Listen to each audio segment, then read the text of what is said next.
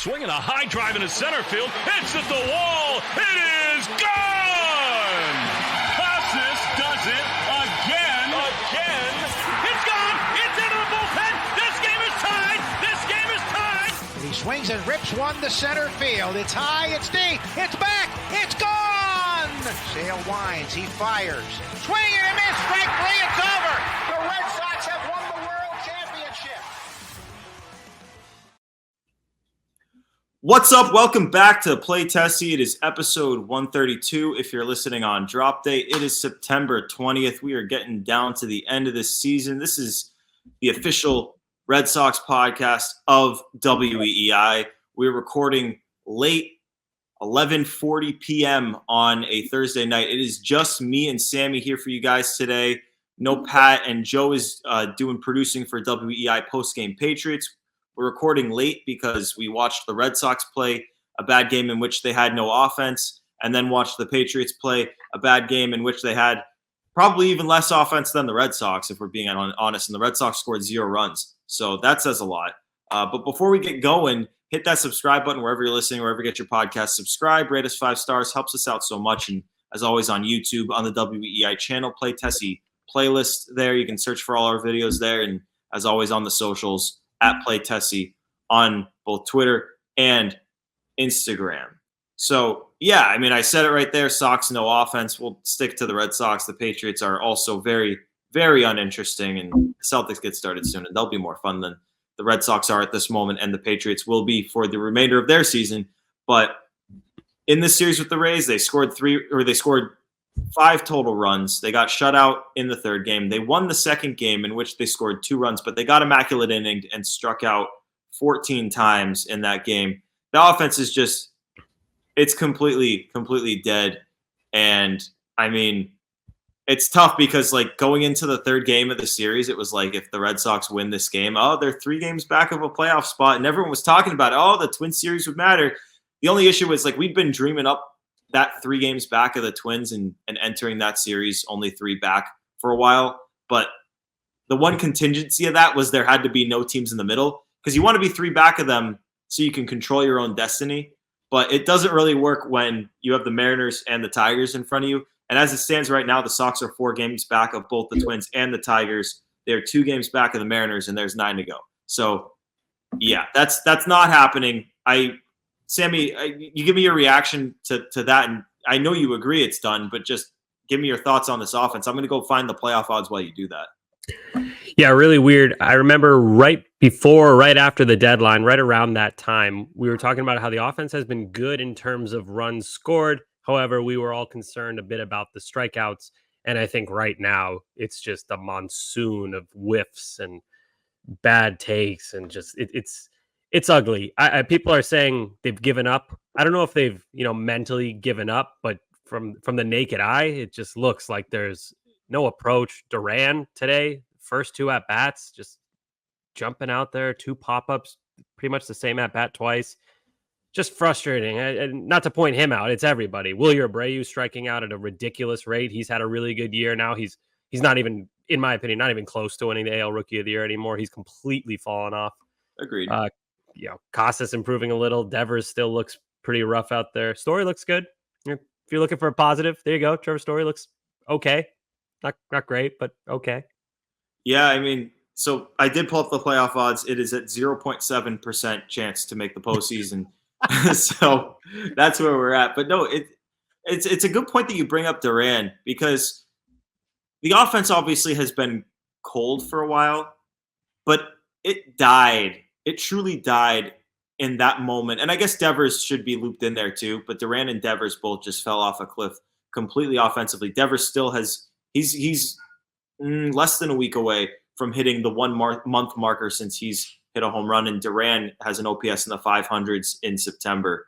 So, I mean, it's just, obviously when your 2 best players go ice cold and the rest of your team, as you said, Sammy, like striking out a crazy amount. Like Red Sox stats had an unbelievable stat on Cedon Rafaela the other day. I forget the exact date, but it's been pretty much a month since he's walked, and he's hitting in the 100s, obviously, and just striking out at a 40% clip and swinging and missing at 60% of the pitches that he sees outside the zone. So he's swinging and missing outside the zone more than he's taking balls, which is really alarming. And obviously, for a rookie, he's at the end of the year in his first full season. They call it the rookie wall for a reason. So, like, obviously is what it is. But that's a wart in his game that's pretty well documented. And Cora had a weird quote where he was like, yeah, like, I'm not saying teams figured out something that we knew, but yeah, like, so, yeah, I mean, clearly there's lots of problems offensively. I think more so than we're showing earlier in the year. Do you think it's like, is it a case to you of a team that just, fell off a cliff at the end, or is this deep rooted in something that needs serious digging in the offseason to you? It's such a hard question. I really don't know. I think my best guess would be it's just too many strikeouts, and you address it in the offseason, like you said. Like, you go up and down the lineup. There's a lot of talented bats in the lineup. Like we said, they score a lot of runs, top 10 so far in Major League Baseball.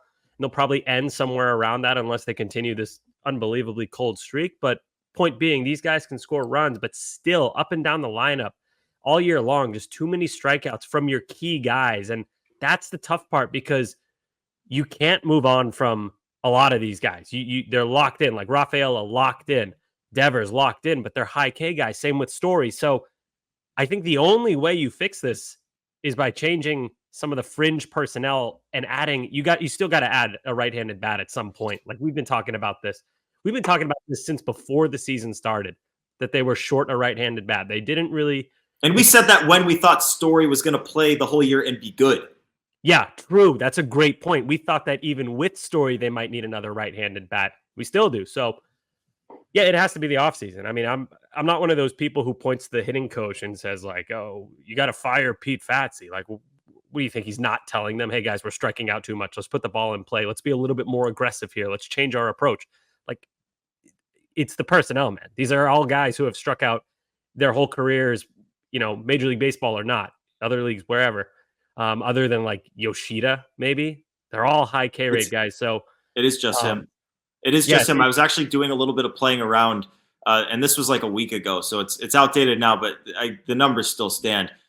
Every single guy in the lineup that's playing regularly is around 25th percentile or worse, and it gets way worse than that, of course, but 25th percentile or worse in K percentage, and Yoshida's literally the only one that doesn't fit that mold, which is scary, because you and I have shared the opinion probably since close to day one of the season, that they should probably look to offload and dump that Yoshida deal in the offseason. But the obvious scary part about that is, like, as much as we talk about them needing more right-handed hitting and better right-handed hitting, if Yoshida's the odd man out, and with all these good young left-handed hitters they have coming up, I still think he is. The scary thing is, if those guys strike out at even average clips in the bigs, you're going to have a lineup completely full of guys that do that. And it's just, it's hard when you have so many good, promising bats, both at the major league level and coming.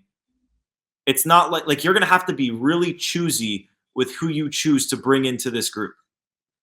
Yeah, I agree. And there's also not too many spots you can choose to add these guys. And I don't know, you could do that Yoshida spot, which I guess you just call the DH role, and then you have O'Neill's a free agent, so you could bring him back or replace him with someone who's more contact oriented. It's another guy, good power, lots of strikeouts. So let's talk about that. Let's talk about that, because this has been, I think it's been an area that a lot of people have. I guess a lot of people are on the borderline with. I think people don't quite know what they want the qualifying offer with O'Neill. Whether the Red Sox should offer it. It's going to be about $21 million for the 1-year deal. And obviously, if you don't know, the way that works is if he accepts the 1-year $21 million deal, then the Red Sox have him on a 1-year $21 million deal. And if he turns it down, then if he signs with another team, the Red Sox would get a compensatory draft pick after the first round. So I think people are torn on whether they think the Red Sox should offer it, because I think there are a lot of people that obviously $21 million would be a little high for Tyler O'Neill, even though he's had a really nice year, really good year. But $21 million certainly would be high.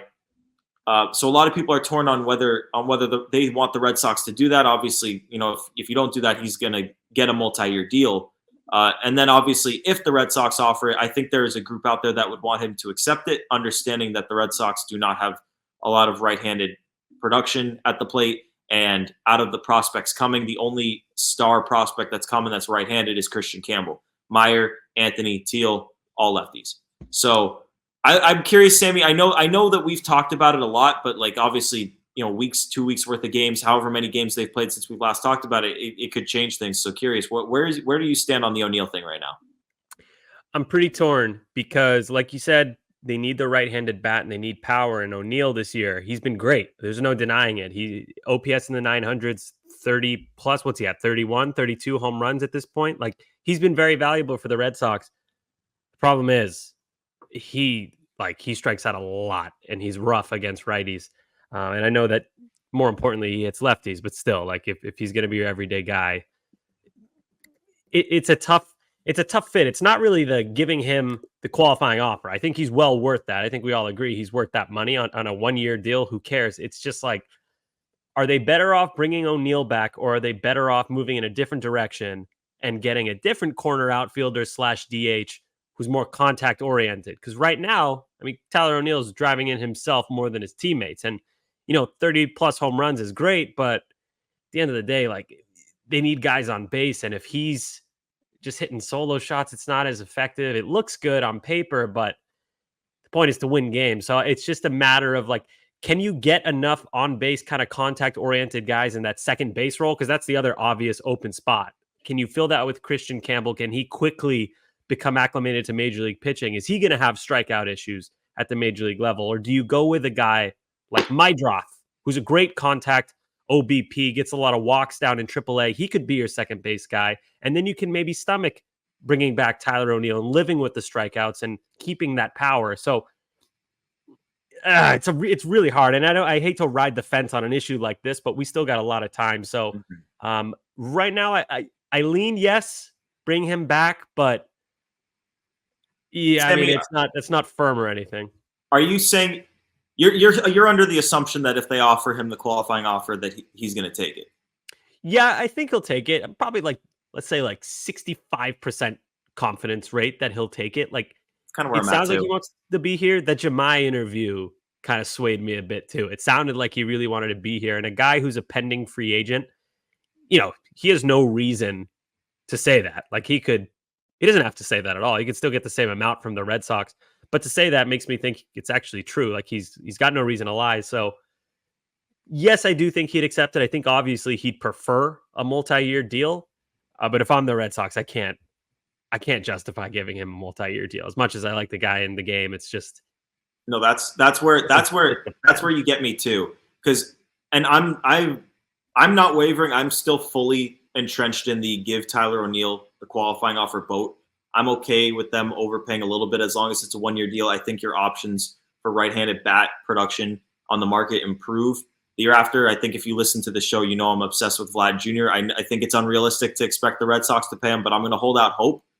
But with O'Neill, it's interesting because you bring up the points. I got the numbers up here. You're second percentile in strikeout percentage, 5th percentile swing and miss. Like, it's been a problem for the Red Sox. Too many strikeouts, and Tyler O'Neill is at the center of that. But then you look at, obviously, he's been their best home run hitter. He has a swing that's built for Fenway. Crushes left-handed pitching, which the Red Sox obviously cannot afford to get worse at. Barrel percentage 98th percentile, hard hit percentage 90th percentile. Swings the bat as hard as ever, 93rd percentile, and bat speed. Like, the dude just hits, and it's.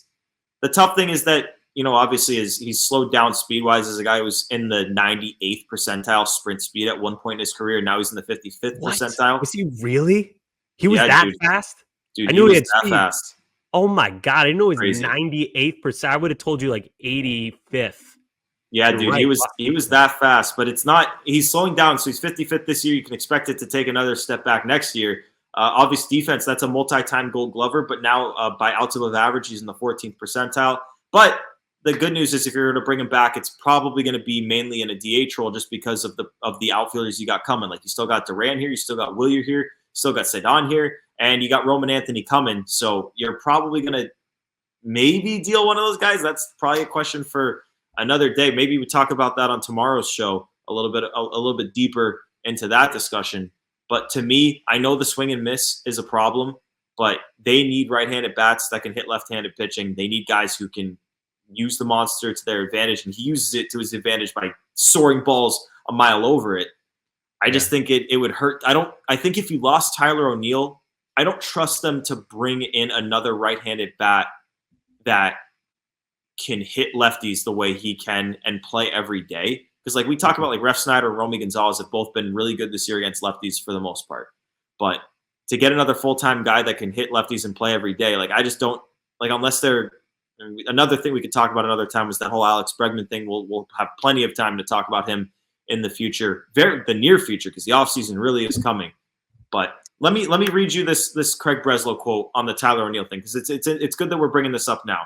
So Breslow on WEI, good plug there, said, "The opportunities to upgrade the deficiencies of this team are pretty well documented. We need additional starting pitching depth. We need to take a hard look at our bullpen. We obviously have Tyler O'Neill right now, but he's earned the right to explore free agency. And the right-handed power play that plays so well at Fenway is going to be a massive hole that we're going to need to figure out how to fix." So I do like that his head's in the right place, that if Tyler O'Neill does get away, that they know that they're going to need power from that side, and it's not just going to be expecting Trevor Story to break out for like the gazillionth year in a row, and it's not just expecting Cedon Rafaela to take some massive leap, and it's not just expecting Christian Campbell to be some superstar rookie when even guys like Jackson Holiday and Jackson Churio obviously turned it on late, but at the beginning he was terrible too. So I'm glad that that's going to be a focus, but to me the easiest and simplest way that also keeps flexibility, and you get a guy that knows how to hit at Fenway and can hit for your team and has proven it, is to just keep Tyler O'Neill, and if it's an overpay for a one-year deal, then it's an overpay. And if he turns it down, fine. I am so happy to take that draft pick. Because you're right, Sammy, I'm not giving him multi-years. Yeah, by the way, you talk about hitting left-handed pitching. O'Neill with a 1,188 OPS against lefties this year. That is good. Pretty yeah, good. It's also like hitting. I know batting average. Roll your eyes. 315, pretty consistent. Yeah, about Breslow's comments, I'm really, really gonna struggle this offseason, taking in these quotes and making anything of them. Already last year, I remember you guys felt like you guys would be like, "Oh, you're Sammy," with the same response to all the quotes. Like, to me, they all mean close to nothing. And that one is like, yeah, dude, yes, you would need to replace the 30 plus home runs from the one consistent right-handed bat you had all season. Thank God you're aware of that, Craig Breslow. Like, I would hope that he's aware of that. So I guess credit for his head being in the right place and not just saying, yes, let's rely on Christian Campbell or Trevor Story again, like you mentioned, Gordo. But fuck's sake, man, I'm so dreading. I can't stand, like, I like some of the moves they make. I can't stand listening to these guys talk.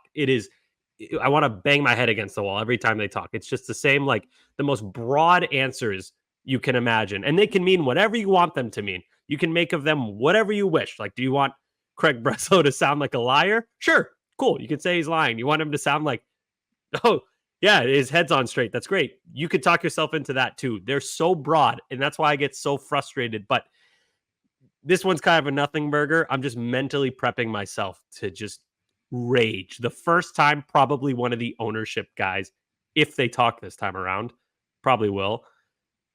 I just got to keep my head on straight and not get too angry. Oh no, it's going to be bad. Like but the thing is, I feel like they're going to be so careful. Like we're all waiting for this end of season press conference. Like that's where you get like a lot of the quotes that kind of build like that. I mean, they got the full throttle one at the Breslow presser, so it wasn't the end of year presser. But like those press conferences are where you get the meat that kind of drives the conversation for the offseason.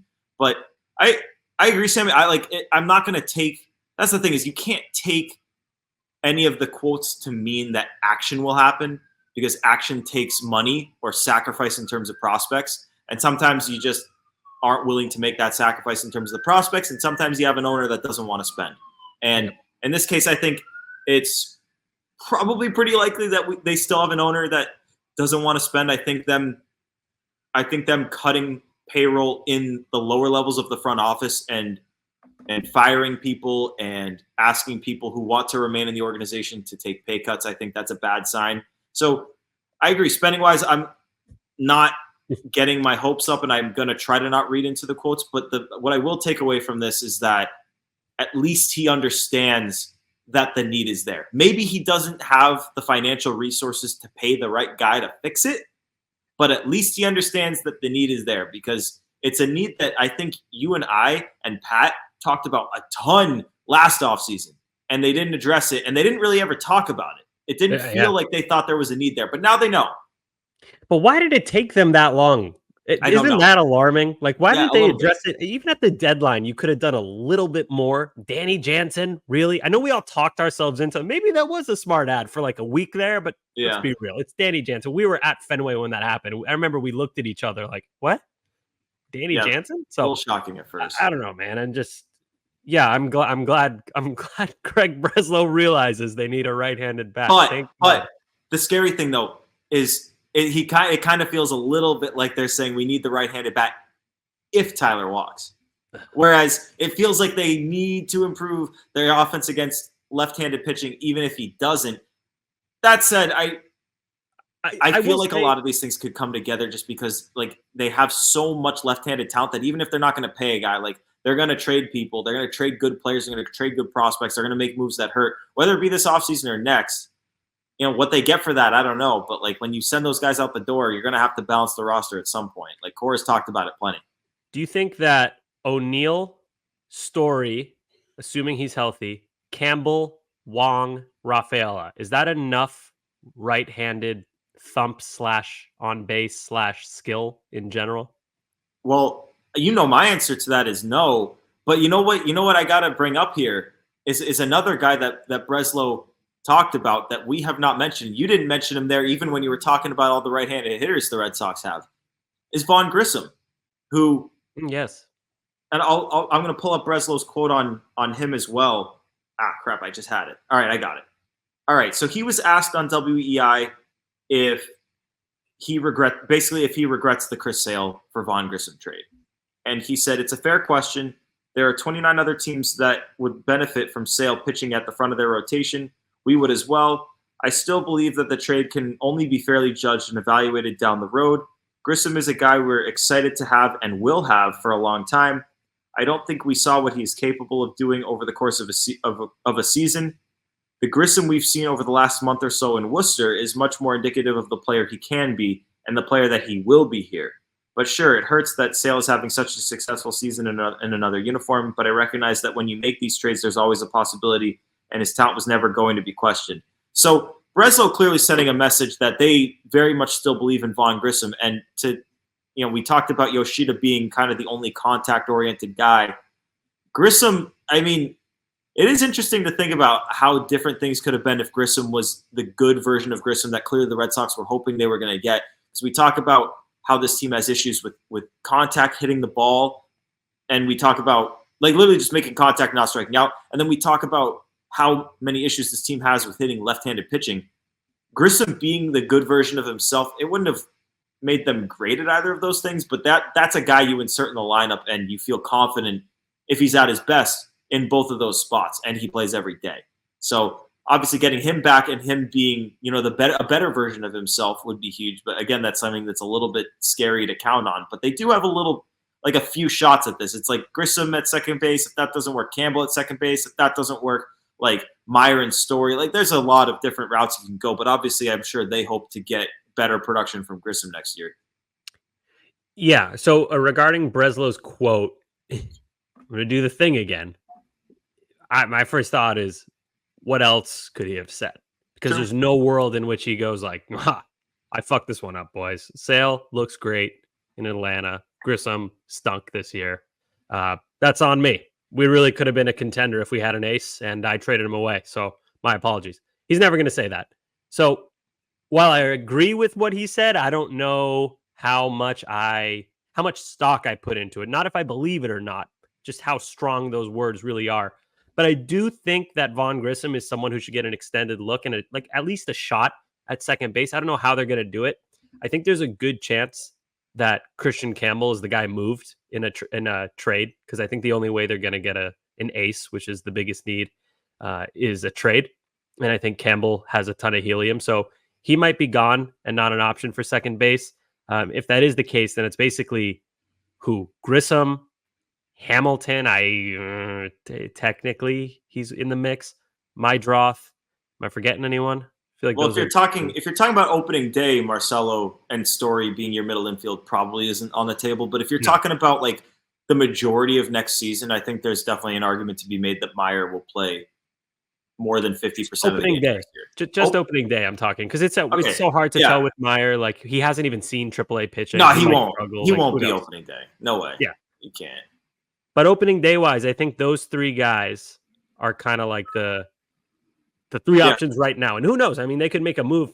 Alex Bregman, you mentioned earlier, that could be the second baseman. He came up as like a middle infielder. Maybe they move him over from third. So I don't know, but they need a right-handed bat who makes contact, doesn't strike out, gets on base, and is, ideally a good baseball player. So question for you. In the world, screw it. In this world, let's say obviously it's unrealistic, but they don't trade anything. And the roster is the same, I guess.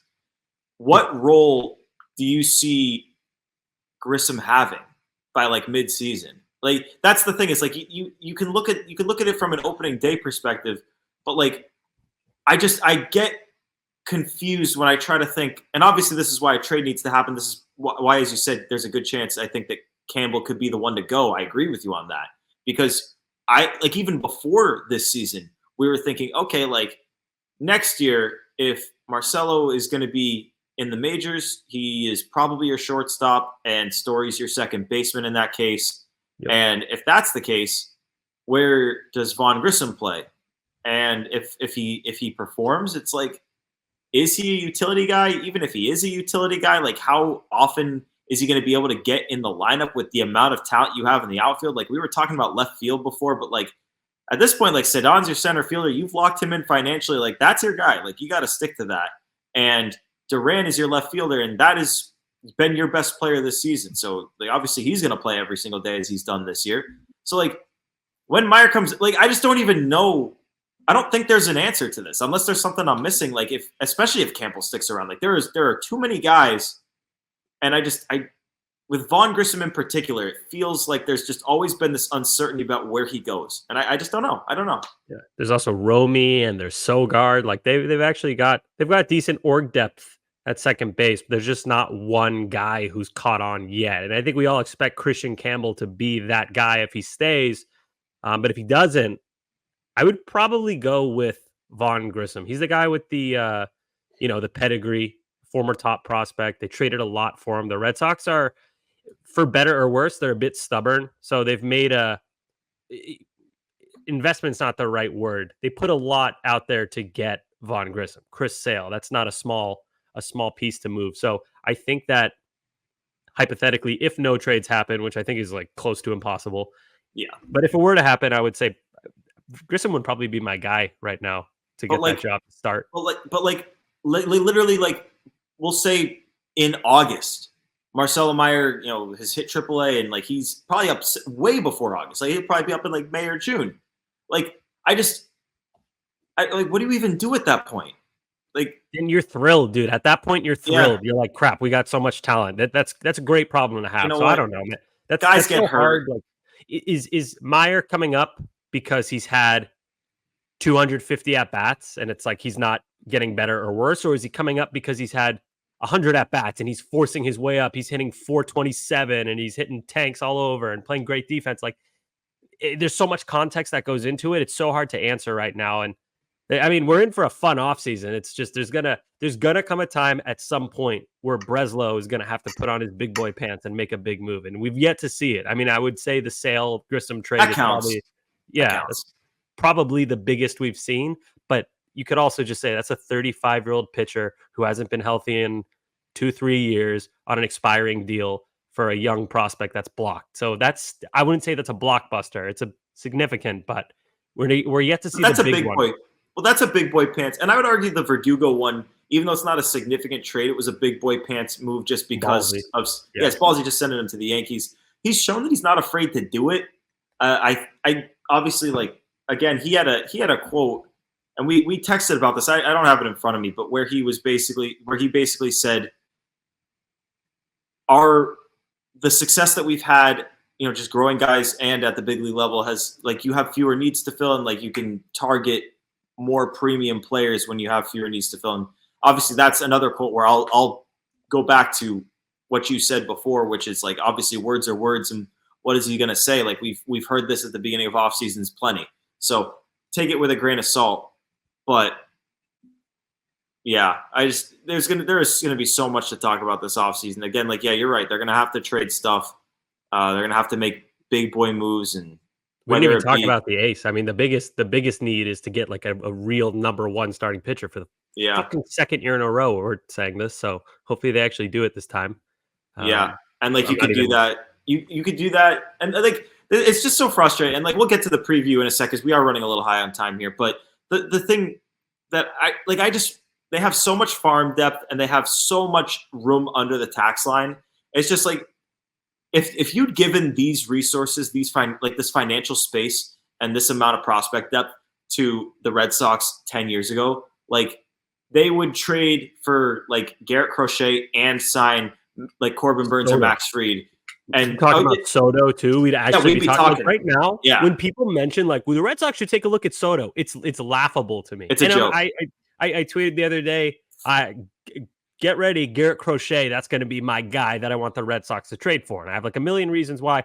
And there were so many comments like, why don't they just sign Corbin Burns or Max Fried? I'm like, yeah, I agree, but it's not going to happen. If you've been like us as fans, you'd obviously rather trade nothing to get a great pitcher than prospects who could be good to get a great pitcher. Like, obviously, we would love for them to just sign Juan Soto, because who needs lefty righty when you're Juan Soto, and get Corbin Burns? Like, yeah, come on, come on, of course. The Red Sox, do it. Oh, Corbin Burns is going to not be that good at the end of that contract. Who cares? We're the Boston Red Sox. We can just buy another guy, buy his contract out. I mean, we're so rich. We could just win every year, but they don't do that anymore. So no, you got to be realistic. So being realistic kind of sucks sometimes. I mean, we want my honest opinion, and we'll get more into this in the offseason. I think they're going to sign like a number 3 starter. Sean Manaea. Not that bad. He's had a great year. His stats this year are shocking. Really? Sean Manaea? Dude, yeah. With the Mets, right? Yeah, with the Mets. I think he's got like a 3.2 ERA this year, and he's a left-handed pitcher. Like, oh my God. Okay, yeah, maybe this is the guy. Dude, he's crazy. Wait, dude, how did he do this? He just like had a renaissance year. Okay, yeah. So yes, maybe someone like that, like better than Pivetta, but not quite Tanner Houck. Like, I think it's gonna be like the best would be maybe Jack Flaherty. And then we're like, okay, I guess this is cool. This means this is how we talk ourselves into it. We'd be like, well, this means they really believe in Houck and they think he's going to be the ace. And what if Bayo takes another step? And Lucas Giolito was number 1 not that long ago. And they've got a good training staff, so they're going to be the first team that's going to be able to keep Jack healthy. Like, we'll be. God, this is going to suck. This is going to be painful. Yeah, well, I'm excited though. We're going to have so many good podcasts this offseason. The people who've been listening to us since day one know that we truly do our cooking in the off season. It gets fun. Yeah. But for the time being, let's definitely preview this definitely important series against the Twins.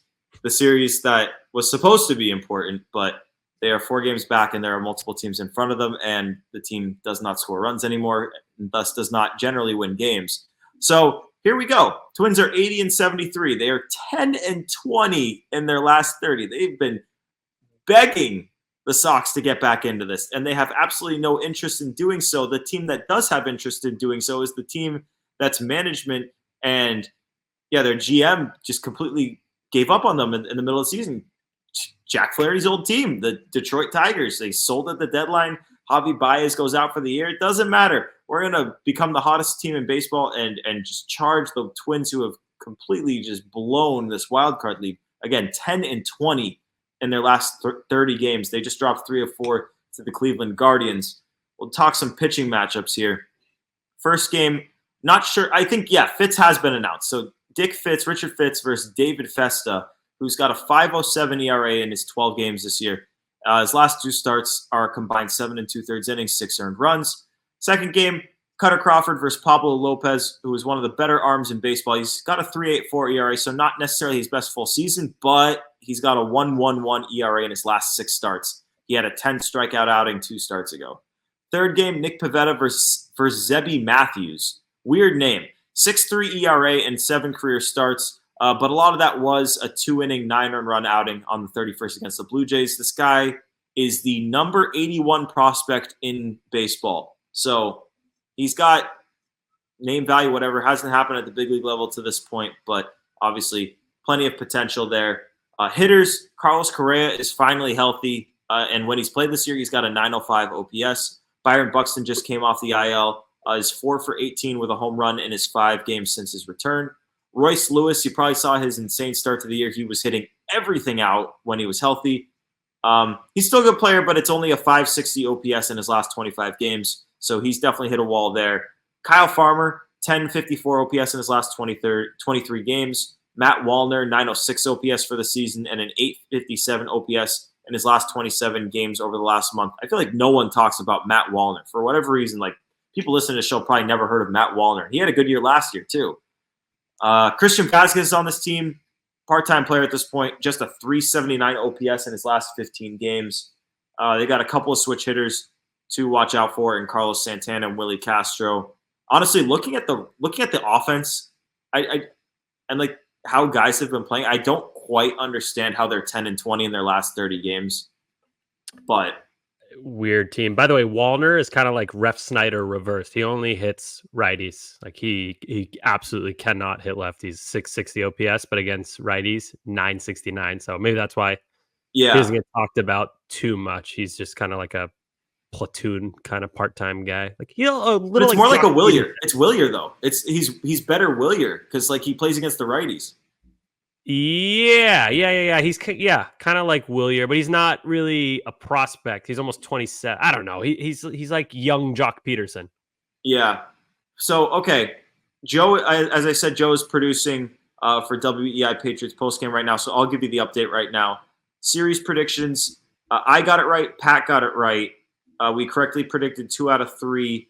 Sox losing 2 out of 3. Sammy predicted them getting swept, and Joe predicted 2 out of 3 wins. So the score right now is Sammy with 16, Pat with 14, me with 11, and Joe with 10.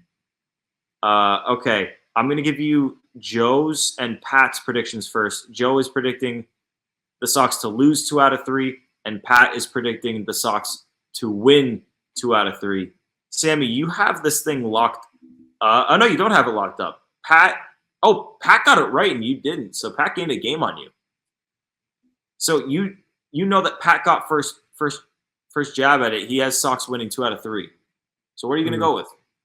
I was going to pick 2 out of 3 as well, but for the sake of the game, I'll switch it up. I'll go Red Sox win 1 out of 3. I think they win the first game and then don't win again. Actually, no. They never win the first game of a homestand. I'll true. say they're going to beat Pablo Lopez on Saturday, right? That's the Saturday starter. Yeah. Yep. He's like their best starter by far. So they'll beat him because this team is stupid. Okay. So Sammy takes 1 out of 3. I'm going to take 2 out of 3. The Sox are ice cold. The Twins are also ice cold, and the pitching matchups are kind of favorable. I feel like we're about to hit that point where it's like so obvious that the games don't matter that the Sox are actually going to start playing a little bit better.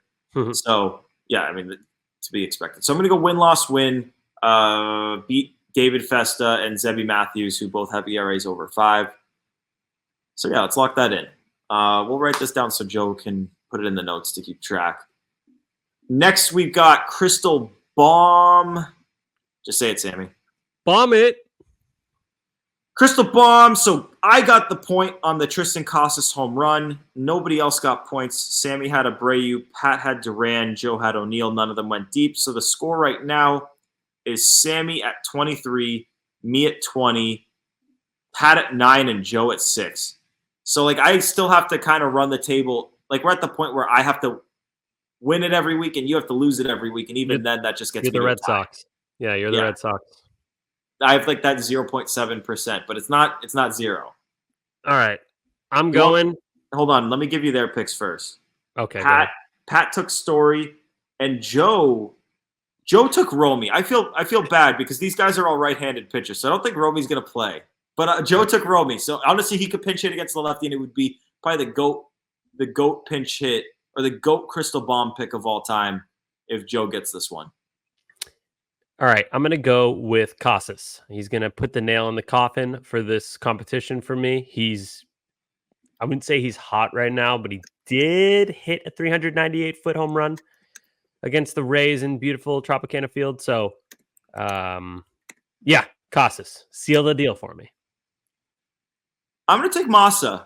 I'm going to take Masa Yoshida. I don't really have a rhyme or reason. I wanted to take a lefty against the three righties, and God, all of our best players are not hitting home runs. I couldn't pick Casas again. I feel good about your pick, Sammy. So I couldn't pick Casas. I couldn't pick. Who did I take this series that I got right?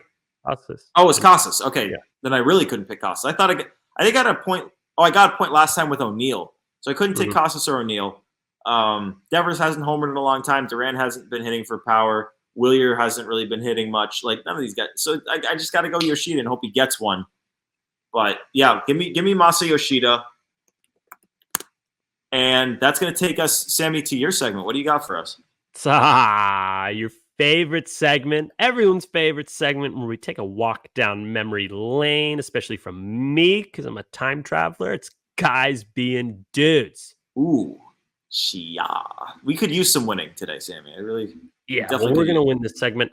All right, Gordo. I need a player who played for the Boston Red Sox / Minnesota Twins / Washington Senators / Boston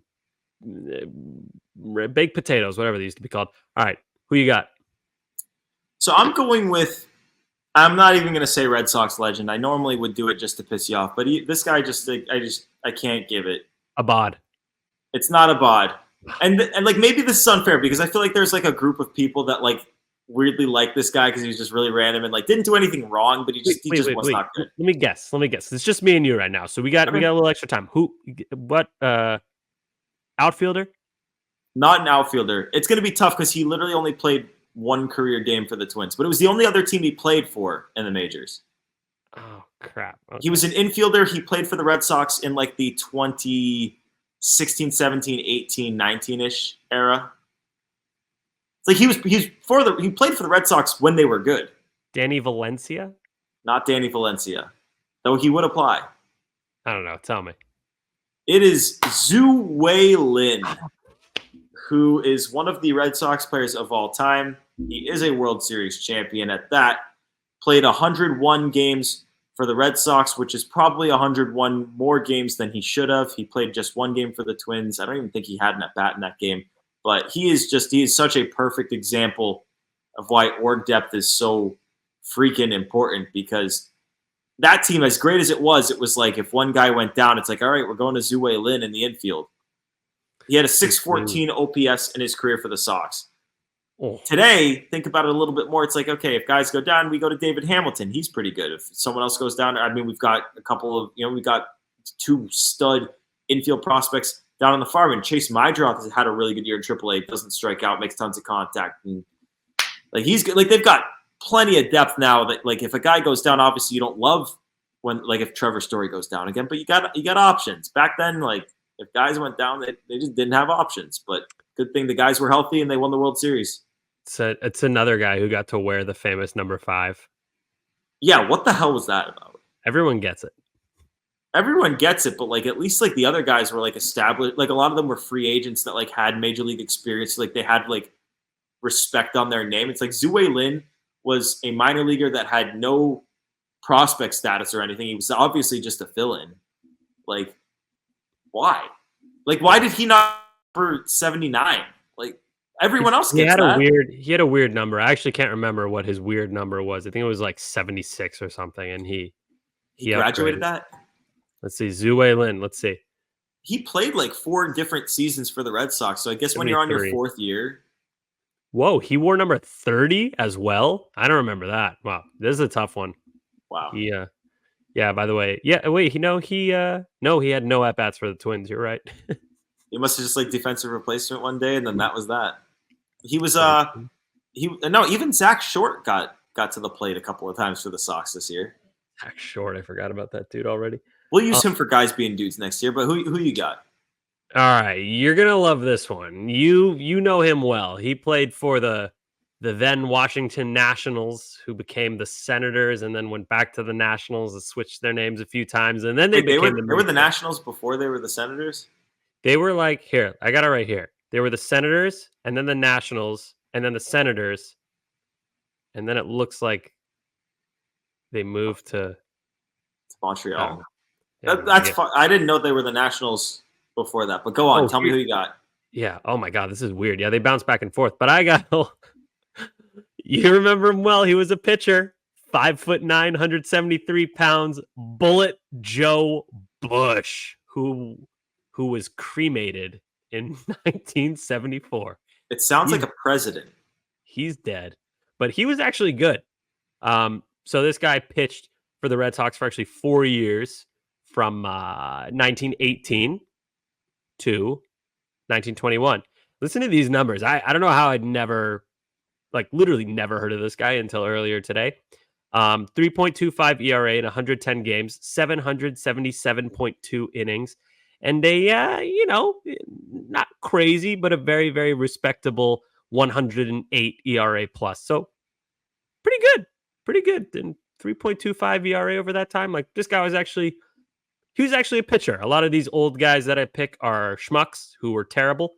But here's the bad part. Bullet Joe didn't last long. That small frame did not hold up. He went to Washington for one season a few years after he left the Red Sox. He went to the Yankees, then the Pirates, then Washington, who eventually became the Twins, and he stunk it up in 12 games, 6.69 ERA, 71.1 innings, and wasn't pretty for him. That was a 53 ERA plus. Sorry, 58. Didn't mean to undersell him. But yeah, Bullet Joe Bush, 3-time World Series champion, which is pretty cool. And he's actually a good pitcher. Jokes aside, solid little guy, but a lot of heart. Good for Joe Bush, and obviously big congrats on the cremation, of course. Yeah, big cremator guy. He was. He's currently scattered somewhere. Gotta love that ash, dude. Yep, his real name was Leslie Ambrose Bush. Oh, so way better. Where Joe came from, but his real name's Leslie Ambrose Bush. Wow. Well, Sammy, I love to end on a good Leslie Ambrose Bush story, but we're gonna sign off there. Before we do that, just cremate the episode. Cremate the episode, but before we shove it in the cremation, the pizza factory thing, the pizza oven. Big shout out to our producer Joe Braverman, who it is his birthday today. So big happy birthday to Joe Braverman, who is forever grinding. This dude is an absolute grinder. He's one of the best things to ever happen to this goddamn show. We love Big Brave. I don't even know if you can hear this because he's doing two things at once on his birthday. So this guy absolutely grinds, and we appreciate Joe so much for producing and putting together videos and just working his ass off for the betterment of this show. So big shouts and happy birthday to Big Joe Braverman. But on that note, we are going to get on out of here, but we will be back in your ears tomorrow for another episode. But before you leave, before you go about your day, do whatever the hell else it is you're doing. Remember, hit that subscribe button, rate us 5 stars wherever you're listening, wherever you get your podcasts. As always, find us on YouTube, on the WEI channel. We've got a Play Tessie playlist there. Find all the videos, find all the podcasts there. And as always, on the socials, at Play Tessie on both Twitter and Instagram. So for Sammy and for the birthday boy in the back, Joe Braverman, it's Gordo here for Play Tessie. Thanks for tuning in. And again, be back tomorrow. Peace.